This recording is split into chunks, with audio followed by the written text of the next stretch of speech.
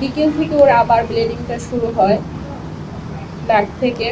আর রাত 12টার পরে আবার বমি বমি মানে ওর যেহেতু আপনারা তো জানেন যে ওর যেহেতু ব্রেইনে হ্যামারেজ, তো ওই জায়গা থেকে। আর আজকে দুপুরে ও মানে আজকে সকাল থেকেই ওর একটু অস্বাভাবিক, মানে ও হয়তো আগে তাকাতো বা পরিচিত যা কাউকে দেখলেও কথা বলতে চায় বা চাইতো, বাট কথা বলতে গেলেও হঠাৎ করে স্টপ হয়ে যাচ্ছে। বিদেশে নেওয়ার পরে স্পেসিফিক ডেট বা নির্ধারণ করা হয়নি, বাট বলছে যে ওর শারীরিক এখনো তো ও স্টেবল হয়নি, মানে সে যাওয়ার জন্য তো মিনিমাম একটা ওর যে শারীরিক কন্ডিশন এখনো।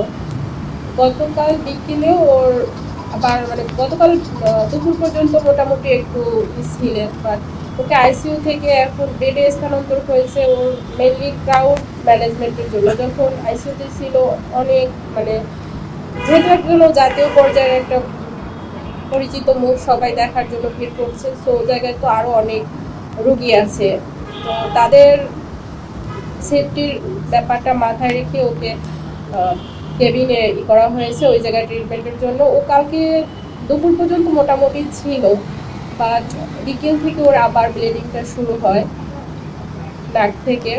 আর রাত 12টার পরে আবার বমি বমি মানে ওর যেহেতু আপনারা তো জানেন যে ওর যেহেতু ব্রেইনে হ্যামারেজ, তো ওই জায়গা থেকে। আর আজকে দুপুরে ও মানে আজকে সকাল থেকেই ওর একটু অস্বাভাবিক, মানে ও হয়তো আগে তাকাতো বা পরিচিত যা কাউকে দেখলেও কথা বলতে চায় বা চাইতো, বাট কথা বলতে গেলেও হঠাৎ করে স্টপ হয়ে যাচ্ছে, কথা বলতে ওইভাবে পারতেছে না।